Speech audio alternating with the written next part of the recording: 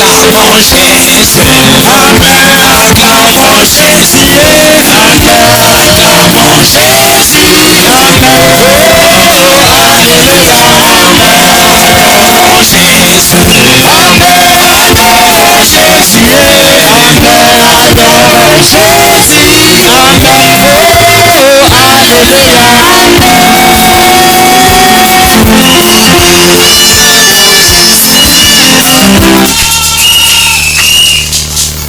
Tokobetala Yesu Kristo maboko. Acclamons très fortement les rois des rois.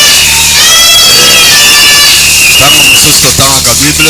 Parfois nous lisons la Bible, Tomonaka makambo ya kala. nous voyons des choses qui sont passées. Mais sengeli teba ke histoire ezako se répéter. Vous devez retenir que l'histoire se répète encore. Parce que Paul azalaki koloba Car Paul disait ko négliger kibolenge na yo te. et que personne ne méprise ta jeunesse, Et moko te a mépriser kibolenge na yo. que personne ne méprise ta jeunesse. Alobi Timothée zana courage. Timothée, fortifie-toi. Ayebaki mpona nazalaki koloba. Et il savait bien pourquoi il disait tous ces Nakoki koloba mots-là. na ntina Timothée wana. Je vais parler de ce Timothée-là. Mais boza pe na Timothée kati. Vous avez aussi un Timothée au milieu de vous. Oyo aza vraiment na colonne. Oh, quelqu'un qui a vraiment la colonne. Nasepeli mingi ntango nazalaki kuna. Je suis dans la joie quand j'étais là-bas dans mon bureau. Nayoki ndenge azalaki koloba. J'ai écouté comment il faisait son exposé. Parce que na baeglise mosusu Dans d'autres assemblées, niwe oyo eza piétine. oh, cette nuée est vraiment négligée. Bayebi vérité na yango te. Et ils ne savent pas l'impact qui est derrière ça. Or ye nde azokitisa mbula na kati na Or, yo. c'est lui qui fait descendre la pluie de bénédiction. Tokotelema tozwa Bible. Tenons-nous debout et prenez vos Bibles. Tozwa 1 Roi chapitre 18. Prenons le livre de 1 Roi chapitre 18. Lelo tolakaki Aujourd'hui, on avait promis, tolingi toloba na ntina kobimisa ye na masolo. nous voulons parler sur faire sortir Dieu de l'histoire.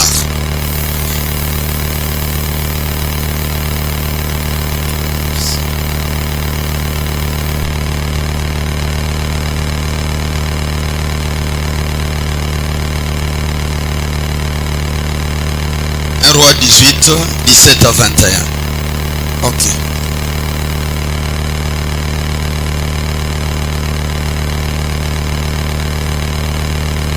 À peine Akab aperçut-il Élie et lui dit, Na mpwasa akaba moneki Eliya pe alobi na ye, est-ce toi qui jettes les troubles en Israël?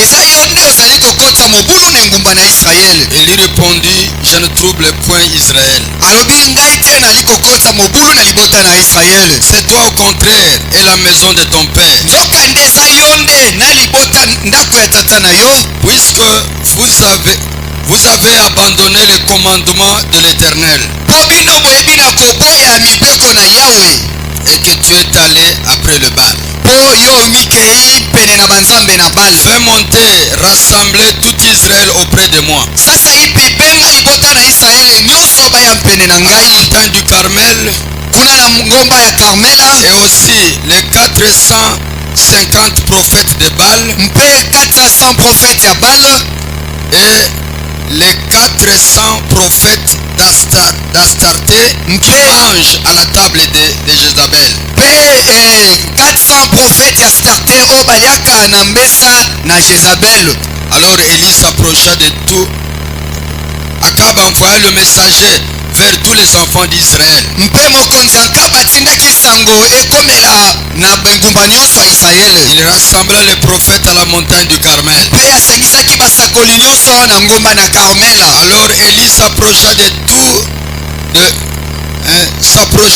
de tout le peuple et dit, Eli apusanaki liboso na tuluku na bato mpe alobaki, jusqu'à quand clocherez-vous de deux côtés?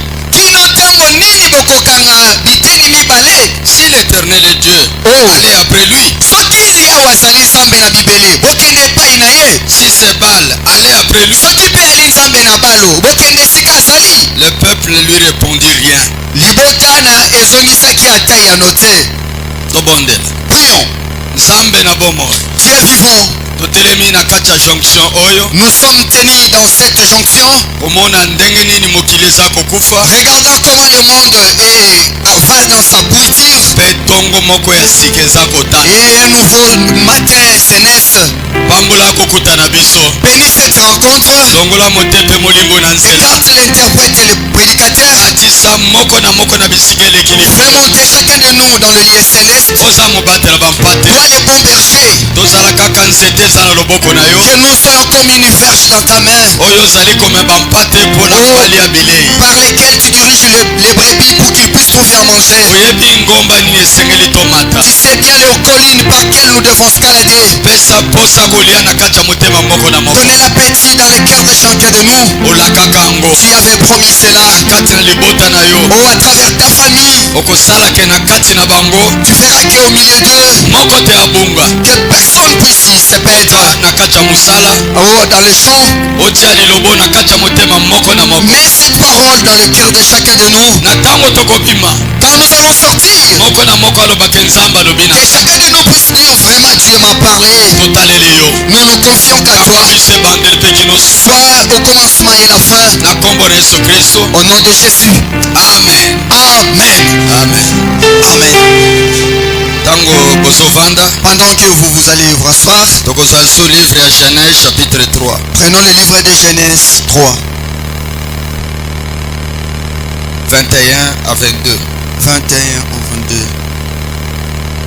Genèse chapitre 3.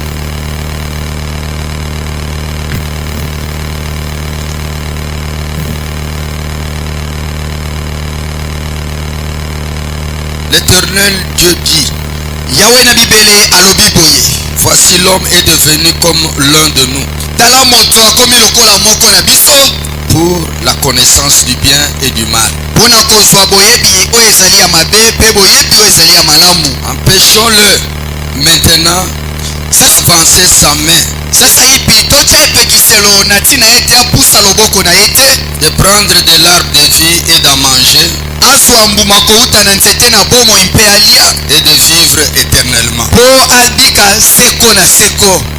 Tokozala sur Joël chapitre 2, Prenons le livre de Joël 2. Bible eza kitoko mingi. La Bible est merveilleuse. Nayebi ke na kati na sango ya ntango na suka Je sais bien que dans ces messages du temps de la fin, Bible ekoma ya sika.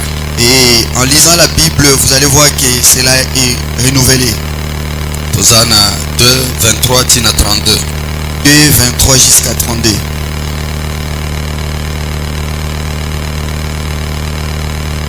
Et vous, enfants de Sion, soyez dans l'allégresse et réjouissez-vous Bino bana na Siona botondisama na esengo mpe bozala mpiko en l'Éternel votre Dieu. epai na Yawe na Bibele. Car il vous donnera la pluie en son temps. Po akopesa bino mbula oyo ebongi na ntango na Il yango. vous enverra la pluie de la première et de l'arrière-saison. Akotiela bino mbula Autrefois, ya ebandeli mpe ya suka lokola emisili koleka. les airs se rempliront de blé Mpe bisobe ekotondisama na bleu et les cuivres égorgeront de mou et d'huile. mpe biluku na bino ekotondisama na wili mpe na farina. Je vous remplacerai les années qu'ont dévoré les sauterelles nakozongisela bino bambula oyo mabanki basili les kolia élec, l'asile et les gazam. bamagordo mpe mabanki Ma grande armée que j'avais envoyée contre vous. etumba na ngai ya monene oyo natindaki esika bozalaki. Vous mangerez et vous vous rassasierez. bino bokolia mpe bokozwa mpiko Et vous célébrerez le nom de l'Éternel votre Dieu mpe bokokumisa nkombo na Yawe na bibele qui aurait fait pour vous des prodiges. oyo asili kosala mpo na bino misala malamu. Et mon peuple ne sera plus jamais dans la confusion. mpe libota na ngai ekokotama lisusu te na mobungilisama. Et vous saurez que je suis au milieu d'Israël. bino bokoyeba ete nazali kati na libota na Et Israele je suis l'Éternel votre Dieu mpe nazali Yawe nzambe na bino et qu'il n'y aura point d'autre. ekozala na mosusu te liboso na Et bino. mon peuple ne sera plus jamais dans la confusion. mpe libota na ngai ekokota lisusu te kati na na mobulu. napesi bino mbote na kombo na Yesu Je Kristo. vous salue encore une fois au nom du Seigneur Sauveur Jésus-Christ. ngolo na ye ezali ke tokutana poka oyo. Sa grâce a fait que nous puissions encore nous revoir ce soir. nakanisi ke soki alinga te mbele tokoka kokutana Je te. pense que si cela n'était pas de sa volonté, on ne pouvait pas nous revoir encore. nyonso totangi Tout ce que nous avons lu, mosakoli nde moto alobaki yango. c'est le prophète qui en a parlé. me nalingi kobanda na likambo moko awa. J'aimerais commencer sur un petit sujet ici. parce que ntango na biso ezokende na lombango. Notre temps avance si vite. tobosani te tozoloba na ntina nini. Et je crois bien que personne n'a oublié si nous parlons sur quoi. kobimisa ye na kati ya masolo. Le faire sortir de l'histoire. naza na paragraphe 257. Paragraphe 257. bokoki na ndako meme na 260 ou même 270. Ok. âge d'Éphèse. L'âge de l'Éphèse.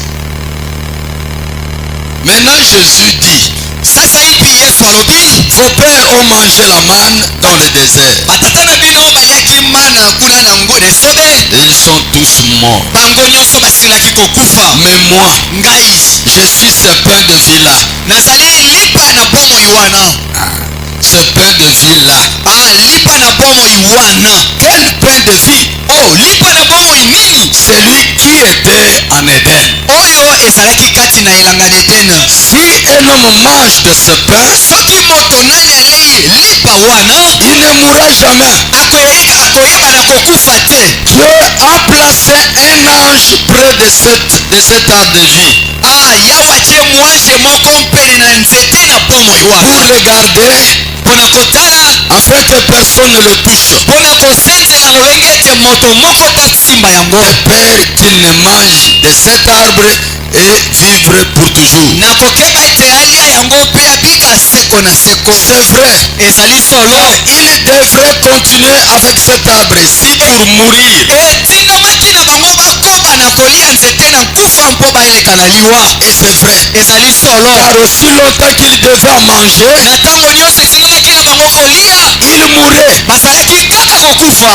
Et aussi certain que vous mourrez pour avoir mangé de cet arbre de la connaissance. lolenge moko masusu bozali kokufa mpo ete bosilaki kolia nzete na kufa. nalingi tososa likambo moko awa. J'aimerais que vous compreniez quelque chose ici. awa frère Branham azoloba Ici, Frère Branham nous dit, mpona kotanisaka nzete ya bomoi pour nous montrer que l'arbre de la vie, oyo bapekisaki ata asimba te na eve dont on avait interdit à Ève et Adam de ne pas toucher, atiaki mwange il a placé un ange ke mutu moko te asimba nzete et wana. personne ne puisse toucher cet arbre. ezalaki permis Et cela a été permis. lokola bino moko boponi nzete oyo ya boyebi Comme c'est des propres de votre vouloir, vous avez choisi cet arbre, bolia bokufaka. mangez-en et vous allez mourir. mbala nyonso bozolia yango ti lelo oyo Jusqu'à aujourd'hui, comme vous le mangez, bozokoba kokufa. vous continuez toujours à mourir. amen. Amen. mpona nini azoloba likambo oyo? Pourquoi il dit cette chose? parceke nzete wana Parce que cet arbre-là, alobi ke nzete wana cet arbre-là, ezalaki yesu. c'était Christ. maintenant tolanda yango malamu. Suivons ça. considérez maintenant Botala sikoyo. cet arbre de la connaissance. Oh, nzete oyo ya boyebi. Voyez ce qu'il a fait. Bomoni nini ayebaki kosala? Voyons ce qu'il a produit. Tala oyo yango esili kobota. Vous voyez, Bomoni? il a inventé de poudre à canon. Yango esili kobota baputulu oyo ya masasi.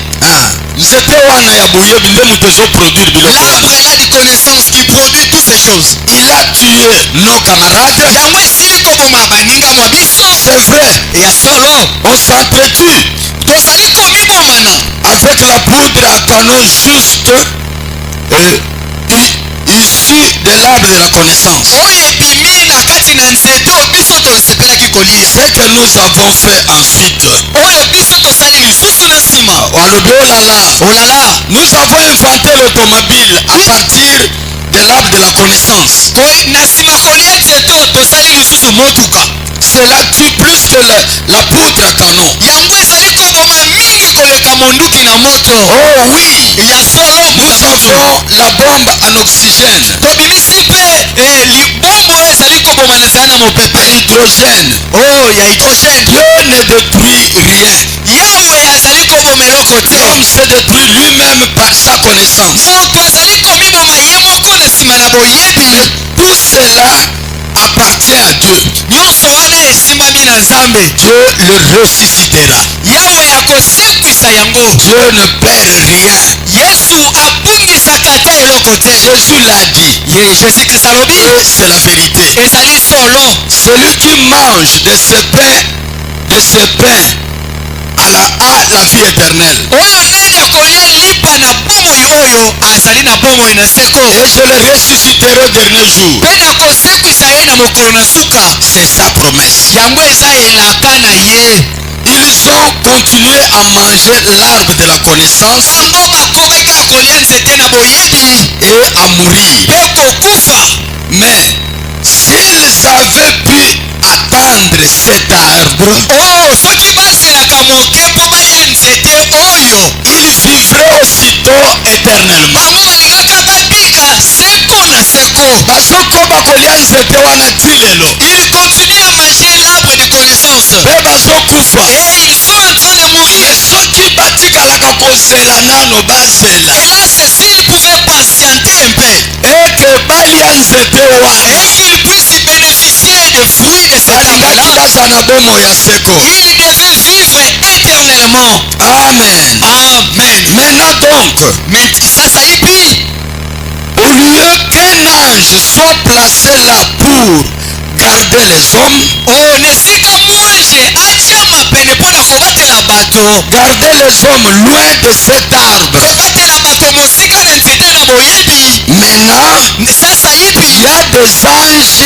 des églises. Il y a des anges des églises. ezali na bange oyo bazali na bamasango Ya bileko ya mangomba babileko wi qui sont là pour les conduire vers cet arbre. oyo bazali wana mpo na kotambwisa libota kokende na nzete wana. Les anges des églises. oyo basakoli na bikeki Les sept églises. na balosambosambo Ils ramènent les hommes au nom du Seigneur Jésus-Christ, bazali kozongisa bato na nkombo na yesu kristo qui est l'arbre de vie, oyo ezali nzete na bomoi qui se tient dans le paradis de Dieu. oyo etiami na esika ya bopemi na yawe. Le paradis de Dieu pour que vous puissiez avoir part à lui et devenir fils et fille de Dieu. nalona na nzambe esika wapi esengeli bobengama mwana mobali mpe mwana mwasi na nzambe Et vivre pour toujours. mpe kobika seko na seko. Il avait dit, alobaki celui qui écoute mes paroles oyo nani akoyoka maloba na ngai, et qui croit celui qui m'a envoyé oyo nani akondimela oyo atindi ngai, a la vie éternelle. na ye akozwa bomoi Il na ne seko. viendra point en jugement, akoleka te na esambiselo, mais il est passé de la mort à la vie. aleki na kufa kokɔta na bomoi. Toloba sikoyo tokoma komona ngo polele. parle un peu de ça pour voir ça clairement. Awa eza na kati ya jonction. ici c'était awa ezali na bosangisi jonction. Ngambo wana l'autre grand nzete moko ya boyebi oyo ezomema liwa na kati ya il y bato. a un arbre qui amène les gens à la mort. Nzambe ati mwange Dieu a placé un ange abatela nzete oyo ya bomoi qui puisse protéger jalousement l'arbre de la vie, kokengana bato basimba nzete wana te. pour chasser les gens qui ne puissent pas toucher de cet arbre. Mpona nini? Pourquoi? Parce que soki balie nzete ya boyebi malamu na mabe, S'ils mangeaient le fruit provenant de l'arbre de connaissance baluki balie nzete na et bomoi, qu'ils tournaient et qu'ils mangent l'arbre provenant de la vie, alors bakozala na bomoi ya seko kati na makambo ya mabe. ils auront la vie éternelle mais dans le mal. Or ti lelo Jusqu'aujourd'hui, bazolia mbuma ya nzete ya boyebi malamu na mabe les gens consomment le fruit provenant de l'arbre de connaissance e bazokoba kokufa, et ils continuent à mourir. bozososola. Amen. Or na ntango esengelaki bazela, Au lieu les gens devaient patienter, esengelaki bazela ils devaient patienter ti baya kolia mbuma ya nzete oyo. jusqu'à ce qu'ils puissent parvenir à goûter le fruit provenant de l'arbre de la vie. Lelo Aujourd'hui, eza lisusu mwanzi wana te azala kobatela ce banzete, n'est plus l'ange qui gardait l'arbre. me sikoyo Maintenant, atindi panzi ya bileko ya mangomba il a envoyé les 7 anges dans les 7 âges de l'église. te mpo babengana bato mosika ya nzete ya bomoi, Non pas pour chasser les gens loin de l'arbre de la vie, me mpo bakamata mais bato plutôt pour bakamata bato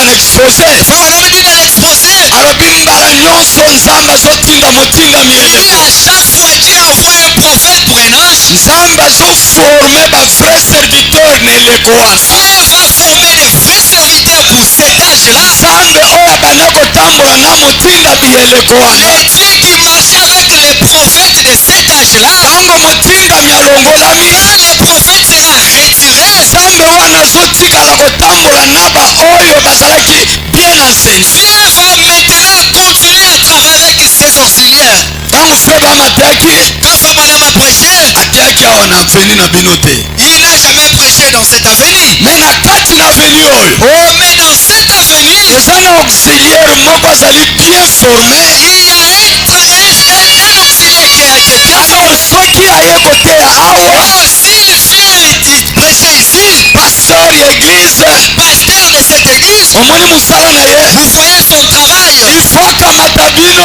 Il doit vous prendre amema bino na nzete na puisse bomoi vous ramener auprès de l'arbre de la vie.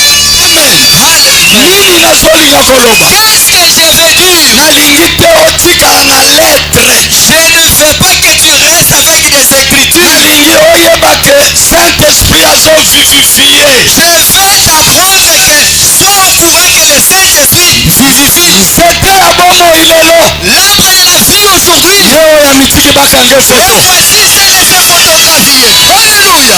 amen Amen. sikoyo Maintenant, bavrai serviteur de dieu les vrais serviteurs de Dieu, azokamata épouse ya krist il prend l'épouse de Christ. azomema bango na nzete ya Il les bomoi amène auprès de l'arbre de la vie. eske eza polele Est-ce que suis-je clair? mbala nyonso À chaque fois. tikanga ntanga william branham Oh, permettez-moi que je puisse lire William Branham okoma na koyeba ye makambo azoloba pour que vous parvenez à écouter ce que lui nous a écrit. le faire sortir de l'histoire Le faire sortir de l'histoire. naza na paragraphe 13 Paragraphe 13. awa azoloba boye Là-bas, il dit ceci. ce soir Na pokwa oyo. nous nous tenons sur le rivage et nous voyons deux grandes scènes qui se produisent Totelemi na kati na esika oyo twali komona biloko mibale ezali kosalama. de grands événements qui se produisent Oh, biloko mibale ya minene ezali kosalama. et qui se déroulent Oyo ezali eza na kati na mosala. voici ces deux grandes scènes Tala makambo yango mibale ya minene. l'une c'est la fin de l'histoire Moko ezali suka ya lisolo. l'autre c'est la fin de temps Mosusu ezali suka na ntango. omoni histoire uta toyebela Vous makambo voyez l'histoire depuis qu'on a connu les ndenge choses. mokili eza kotambola Comment le monde évolue. abraham alobi ke suka ya ntango William Branham dit la fin du temps. eza suka ya bileko C'est la fin de l'âge. ntango tokomi na 7e âge Quand nous sommes arrivés à la 7e âge, eza suka ya ntango c'est la fin du temps. amen naza na posa omona malamu likambo tozoyoka Je veux que vous compreniez bien. okoya komona nzete oyo Vous allez maintenant regarder voir cet okomona arbre. ngo place nini ezali Vous allez le voir où s'y trouve. toza na suka ya ntango Nous sommes à la fin du temps. yoka na paragraphe 21 Écoutez à la paragraphe 21. ekozonga esika tozalaki wana Nous allons rentrer là où on était. alobi Il dit ceci. voici les deux grandes choses Omona biloko oyo. l'une c'est la fin des temps Moko ezali suka na ntango. elingi oloba tokomi na suka bileko C'est-à-dire à la fin du temps. l'autre Mosusu c'est la venue du Seigneur Jésus ezali boyei na Nzambe. ozomona eloko wana Vous voyez ces deux choses. moko L'une, eza suka bileko c'est la fin du temps. ya mibale Deuxième, eza boye na c'est nzete la venue du Seigneur. amen Oh my. maintenant toza wapi Maintenant où? eza na kati ya jonction Nous sommes entre les deux jonctions. toza na kati ya makambo wana Nous sommes entre les deux alors le jonctions. vrai auxiliaire Les vrais serviteurs de Dieu. azokamata bana na ngambo ya liwa Prends maintenant les enfants de Dieu. Où se trouve la azomema mort? bango na ngambo ya On bomoi les ramène là où se trouve la vie. ngambo ya Seigneur Jésus Où se trouve Jésus. oye azali nzete ya bomoi Car c'est lui qui est l'arbre de la vie. mpona nini Pourquoi? balia mbuma ya nzete ya Pour bomoi qu'ils puissent consommer l'arbre de la vie. me bamosusu Les autres, ti lelo oyo jusqu'à maintenant, bakolia nzete ya bomoi ti continuent produit la à mort bénéficier de l'arbre qui produit la mort. bazela Au lieu de patienter, basengelaki bazela il devait patienter komona pour qu'il puisse voir. toza na kati ya jonction Nous sommes dans cette jonction. mbala nyonso frere balobi na les 5 jonctions Et dans les chaque jonction, frère Branham dit à chaque fois, soki okomi na katikati ntango mibale quand tu arrives au milieu des jonctions, likambo moko esalema il y a quelque chose qui se passe. likambo oyo esalemaka Et ce qui se passe là-bas, yango nde etambusaka exode c'est ce qui fait marcher la seconde exode. na ntango moïse Au temps de Moïse, ntango esengelaki bowumbu esila quand il a fallu que l'esclavagisme soit ete fini israel akende na kana et Israël puisse aller à na Canaan, kati ya jonction wana dans les deux jonctions, bakitaki Dieu était descendu. amen Alléluia. ayebisi moïse Il a dit à Moïse, ngai nakiti moi je suis descendu, ngai nzambe ya batata na yo je suis le Dieu de tes ngai pères, nzambe ya abraham je suis le Dieu d'Abraham, nzambe ya isaka je suis le Dieu d'Isaac, nzambe ya je israel suis le Dieu d'Israël. mpona nini Pourquoi? ezalaki jonction C'était une jonction. suka ya ntango La fin du mpo temps. na kokotela likolo ya Et pour sika commencer l'exode. Alléluia. tokobeta lisusu maboko Acclamons pour le royaume. eza solo C'est vrai. makambo minene mibale ezali Des grandes choses se passent. nzete koyeba malamu na mabe L'arbre connaissant du bien et du mal, nzambe atiaka mwange Dieu avait placé un ange. me lelo Aujourd'hui, ati banja bileko ya mangomba il a placé les 7 anges de l'église. et chaque élève Et chaque ange ezalaka na bauxiliaire a toujours ses serviteurs oyo bazali bien enseigné bien enseignés na message ya age na bango à travers le message de leur âge. ata motindami alongolami S'il envoyait un ôté, me bango mais ces bazwi autres-là, révélation ya kozwa ils message ont la révélation de prendre ces bamema na messages baeglise na bango et de les transmettre dans leurs églises motema ekota na kati ya pour baosambo que la vie puisse y entrer dans leurs églises. nakanisa eza polele Je pense que c'est clair. toza na kati ya jonction Nous wana sommes dans cette jonction. na ngambo oyo Dans l'autre côté, nzambe akomi ya masolo Dieu est devenu, c'est un Dieu de l'histoire. amen yesoki okatinga ye nzambe akomi réel Dieu devient Dieu réel. amen amen Alléluia. yango nde likambo C'est ça la grande chose. bakoma kolia mbuma ya nzete koyeba malamu na mabe ti lelo Continuez à manger l'arbre qui produit la mort. ti lelo oyo Jusqu'aujourd'hui. bazolia Et il mange. efale bazela Oh, il devait patienter. esengelaki bazela Il devait patienter. bamessage nyonso fre bamataki Dans chaque message que William Branham a prêché, na premier poule première poule na deuxième poule et deuxième poule, bakokomekola yango on peut l'imiter. me message oyo Dans ce message, oyo ça, ya nzete na bomoi dans l'arbre de la vie, bakoimite yango te on peut pas l'imiter. po oyo wana Parce que l'autre eza là, na mwasi ya libala donc, eza mpona c'est pour l'épouse du Christ. fini Fini. parceke yango Parce que ce nde message, ekopesa foi ya levement c'est ce qui produit la foi de l'enlèvement. amen Amen.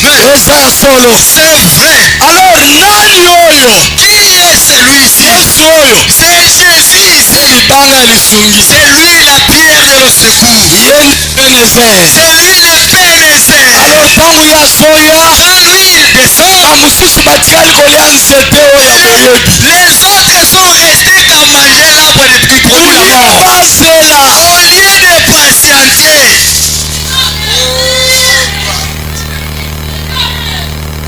nalingi tokoma esika wana j'aimerais que nous puissions arriver à ce point. esalemaka meme na ntango eli Cela s'est passé même au temps d'Élie. eli azalaki wana Élie était là. azalaki na nzambe Il avait Dieu en lui. me bazala kokoma te na kokomprendre nani eli Les gens ne parvenaient pas à comprendre qui est Élie. william branham azoloba William Branham dit, bino mabota vous les nations, oyebi valeur ya mosakoli te vous ne prenez, en fait, vous ne respectez pas un prophète. nazoyebisa bino Je vous dis, mokolo israel akomona le liboso jour où Israël verra cette nuée, akoseka bino il va se moquer de vous.